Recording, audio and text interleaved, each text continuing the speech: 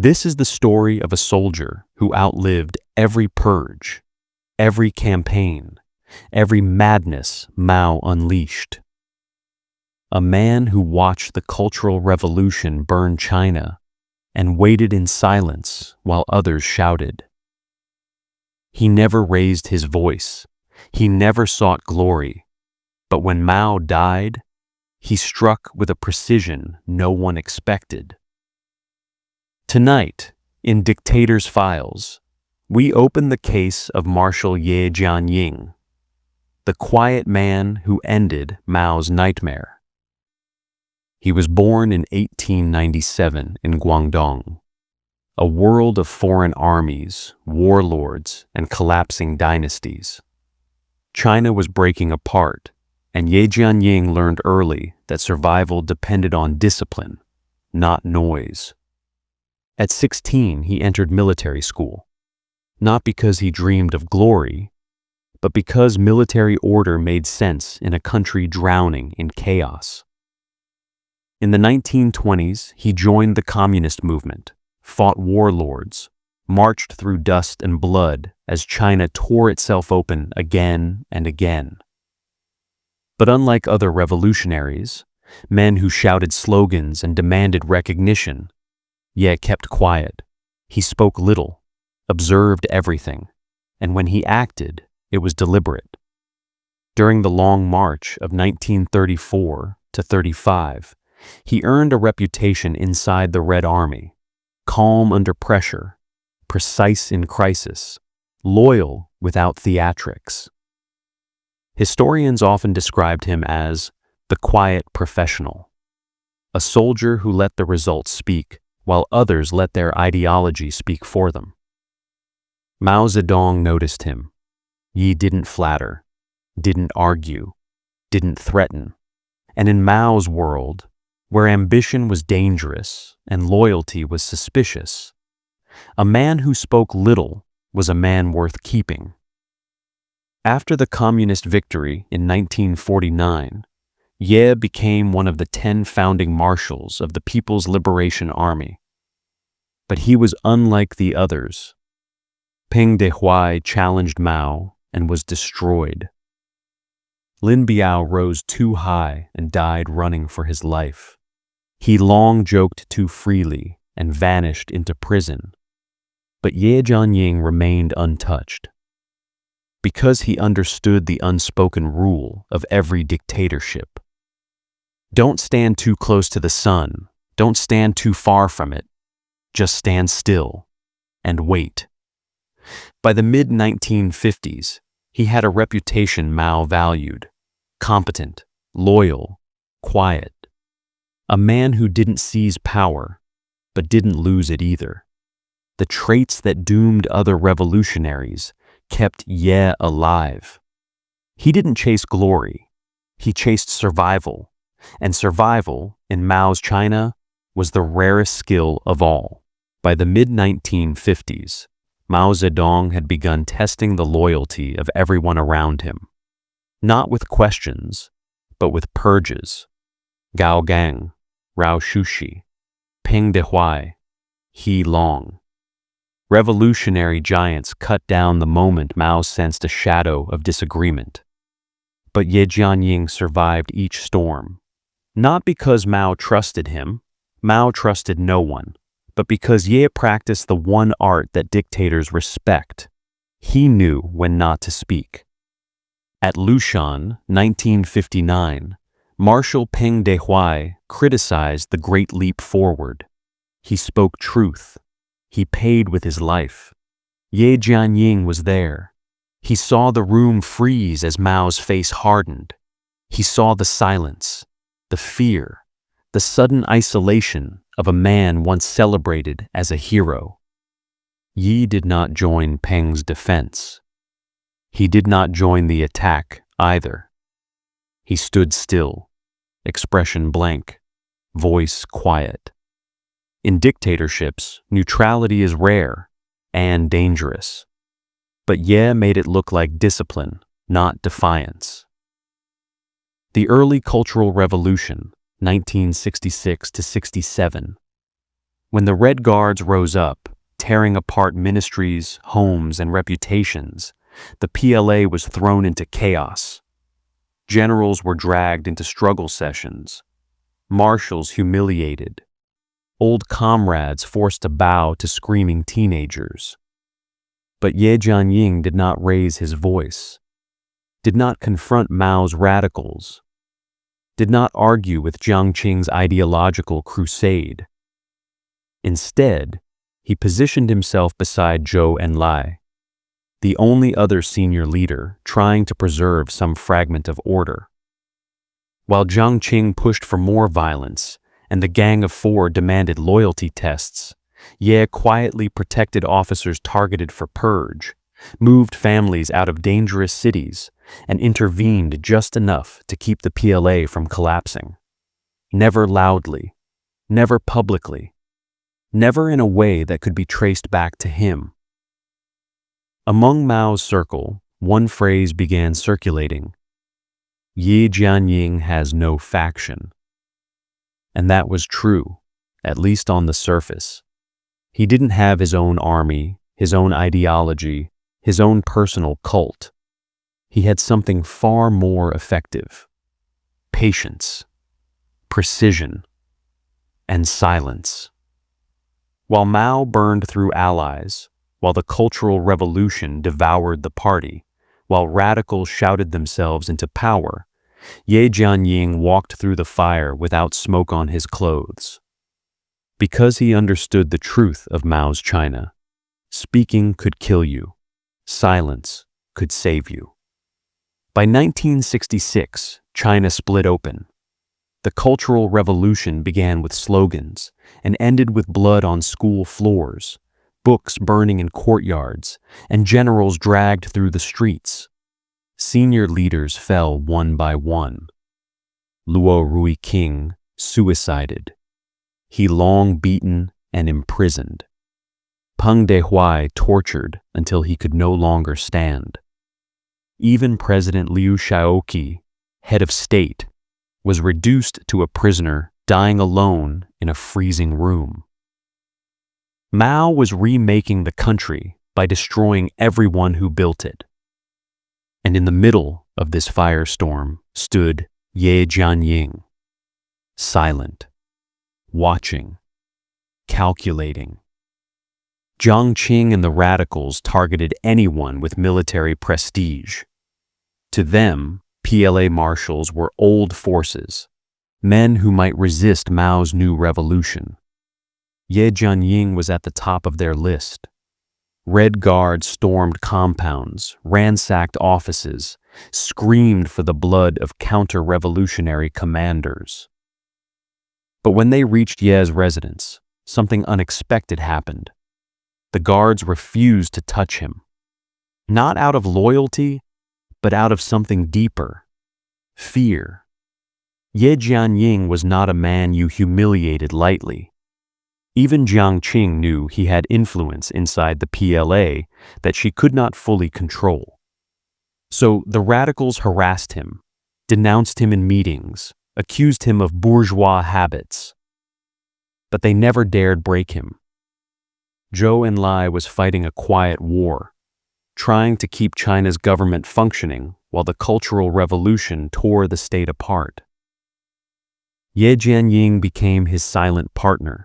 No speeches, no declarations, just small, precise interventions.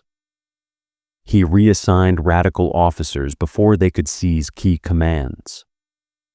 He ensured logistics routes stayed open when Red Guards tried to block them. He protected the families of targeted officials by moving them inside military zones. He supported Zhou in forming revolutionary committees that prevented full PLA collapse. Historians agree on one thing: without Ye and Zhou, the army would have fragmented, and China would have descended into civil war. Jiang Qing tried to bait Ye Jianying. She insulted him in meetings, accused him of being soft, old, unrevolutionary. Ye Jianying did not respond. He looked at her with that same calm expression, the one he used in battles, in purges, in every moment when speaking was more dangerous than silence. He understood her weapon, chaos, and he refused to give her the reaction she wanted. By 1969, almost every major revolutionary figure, Peng Dehuai, Liu Shaoqi, He Long, Tao Zhu, was dead or destroyed. Only two stood untouched, Zhou Enlai and Ye Jianying. Not because Mao trusted them, but because they understood the rule that kept them alive. A dictator can kill ambition, but he cannot kill silence. While China drowned in madness, Ye Jianying waited and waited and waited for the moment he knew was coming. The moment Mao grew weak enough that the radicals could be stopped. 1975, Mao Zedong was still feared, but no longer immortal. His speech slurred, his breath labored, his hands trembled. Power was leaving him and flooding into the shadows around him.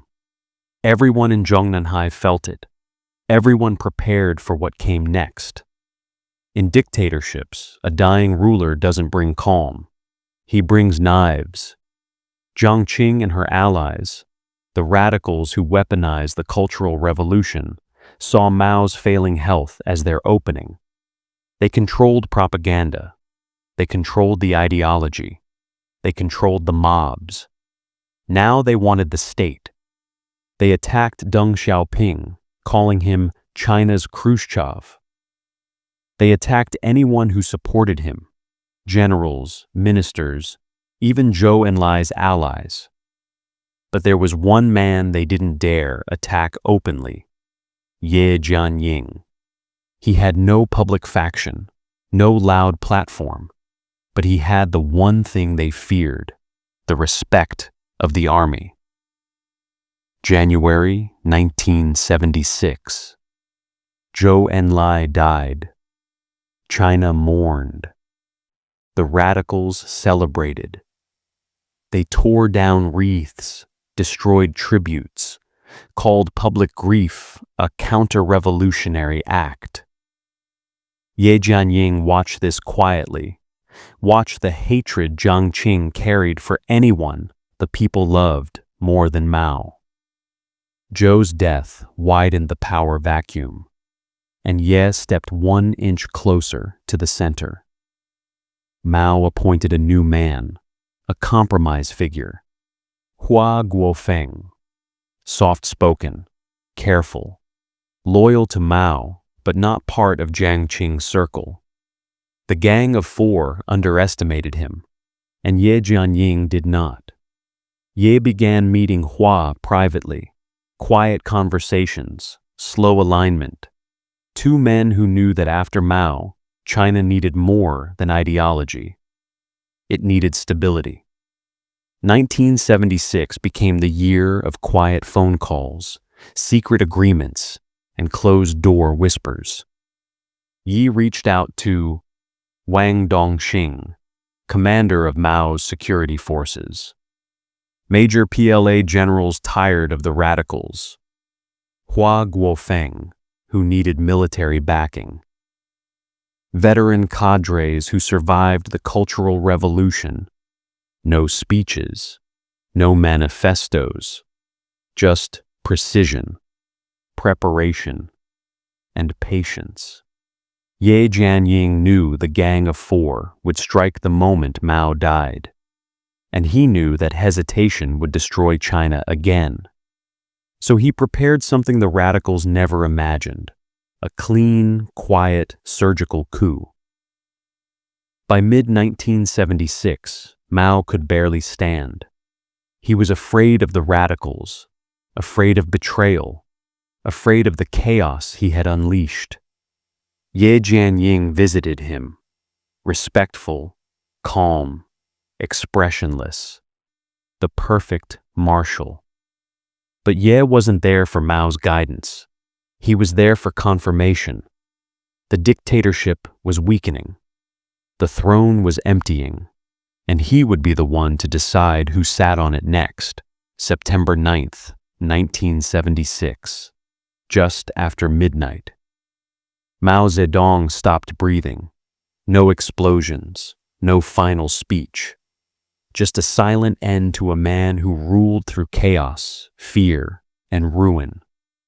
In the still darkness of Zhongnanhai, the news moved like a whisper that carried more danger than any shout. Because the moment Mao died, China became a battlefield without gunfire.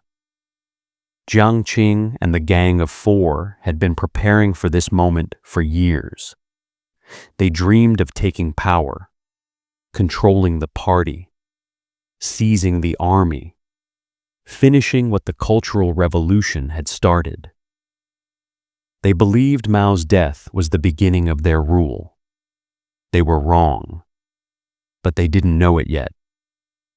Hua Guofeng, Mao's chosen successor, appeared calm, heartbroken, loyal. In public, he bowed before Mao's portrait. In private, he moved quickly, consolidating control of the Central Committee, securing party seals, and consulting only one man, Marshal Ye Jianying. While China mourned, Ye Jianying watched everything. Who whispered to whom? Who tried to reach the propaganda office? Who attempted to influence the funeral arrangements? Who contacted military units? He knew the radicals would strike. He also knew they were unprepared for him. Ye did not raise his voice. He did not reveal his hand. He simply waited for their first mistake. Inside Zhongnanhai, the Gang of Four scrambled to seize control of key posts. Propaganda, security, party messaging, mass organizations. Jiang Qing demanded control of Mao's legacy. Zhang Chunqiao mapped out how they could capture the PLA command structure. Wang Hongwen tried rallying younger radicals. Yao Wenyuan drafted statements blaming capitalist roaders for Mao's death. But none of them understood the truth. They were already surrounded. Generals who survived the Cultural Revolution did not trust the Gang of Four. They didn't believe in Jiang Qing's purity or Zhang Chunqiao's ideology. They believed in one man, Ye Jianying. He didn't need to give orders. His presence alone was enough to anchor the military. When Mao died, the army didn't shift toward the radicals. It shifted toward Ye. In dictatorships, a ruler's death is not the ending. It is the ignition. And the night Mao died, two futures stood side by side. One where the Gang of Four seized China and plunged it into another decade of terror, and another where Ye Jianying would act first, silently, decisively, finally. October 6th, 1976, the most important night in modern Chinese history, and almost no one heard a sound. For weeks after Mao's death, the Gang of Four pushed harder. Jiang Qing demanded control of the media. Zhang Chunqiao worked to seize the party secretariat. Wang Hongwen reached out to military units loyal to the Cultural Revolution. Yao Wenyuan drafted denunciations aimed at Hua Guofeng and Deng Xiaoping. They believed power was finally within reach. They didn't see the trap closing around them. Ye Jianying had three advantages: the army, the trust of Hua Guofeng, and absolute calm. He never threatened the radicals, never warned them, never argued. He simply observed and chose his moment. That afternoon, Hua Guofeng sent invitations to Zhang Chunqiao and Wang Hongwen, a brief meeting at the Great Hall of the People. They walked in unaware, relaxed, confident, still imagining themselves heirs to Mao's revolution. They sat. The door closed. And then Ye Jianying entered. No speeches, no warnings, just a single order. Security forces rushed in, not Red Guards, not radical youth, but elite PLA units handpicked for absolute loyalty to Ye. Zhang Chunqiao and Wang Hongwen were taken down in seconds. No struggle, no blood, no drama. The Cultural Revolution had begun with mobs.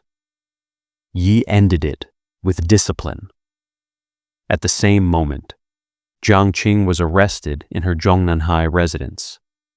Yao Wenyuan seized from his office. Their supporters cut off from communication. All propaganda outlets locked down. Ye Jianying moved like a surgeon, precise, clean, and silent. Not a single shot fired, not a single casualty, not a single moment of chaos. After 10 years of violence, China's nightmare ended quietly, in one night, under Ye Jianying's direction. The next morning, China woke to a message on the radio. The Gang of Four has been smashed. Crowds filled the streets, not with fear, but relief. People wept openly. Some cheered. Some burned portraits of Jiang Qing. Others simply stood in silence, as if a weight had lifted that they had carried for a decade. That night, Ye Jianying didn't celebrate. He didn't take credit. He didn't speak to the cameras. He just sat in his office, calm as always, and told Hua Guofeng one sentence. It is done. In a dictatorship ruled by screams, Ye Jianying won with silence. After the arrests of the Gang of Four, China exhaled for the first time in 10 years. But the man who saved the country did not stand on a balcony, did not announce victory, did not demand loyalty or applause. Ye Jianying disappeared into the background, the same way he survived Mao's madness. In the months after the coup, Ye became vice chairman of the party, one of the most powerful men in China. But he used that power not to elevate himself, but to repair what Mao and the radicals destroyed. He led the rehabilitation of generals purged by the Cultural Revolution, scientists labeled reactionaries, teachers beaten by Red Guards, families torn apart by political violence. Historians note that Ye insisted the wronged must be restored, a quiet rebuke of the decade of cruelty he had witnessed. For China to move forward, someone needed to rebuild the economy, the schools, the state itself. Yi knew only one man could do it. Deng Xiaoping, twice purged, twice resurrected. Yi supported his return, protected him against hardliners, and cleared the path for the reforms that would transform China into a global power. This was Ye's final service to the nation, not ending the Cultural Revolution, but ensuring it could never return. While China celebrated the fall of the radicals, Ye remained the same, calm, measured, uninterested in glory. He never claimed he saved the party, never asked for statues, never published memoirs exalting himself. When asked about the 1976 coup, he simply said, "We did what had to be done." That was his nature, to act precisely and speak sparingly. Ye Jianying died in 1986 at the age of 89, a marshal, a statesman, a survivor of every storm Mao unleashed. China honored him as the man who ended the chaos, a title he never gave himself but fully deserved. In dictatorships, the loudest voices often destroy the most. Ye Jianying proved the opposite. Sometimes the quietest man carries the sharpest blade. He survived Mao's purges, outweighted the radicals, and ended the Cultural Revolution not with slogans, but with silence and precision.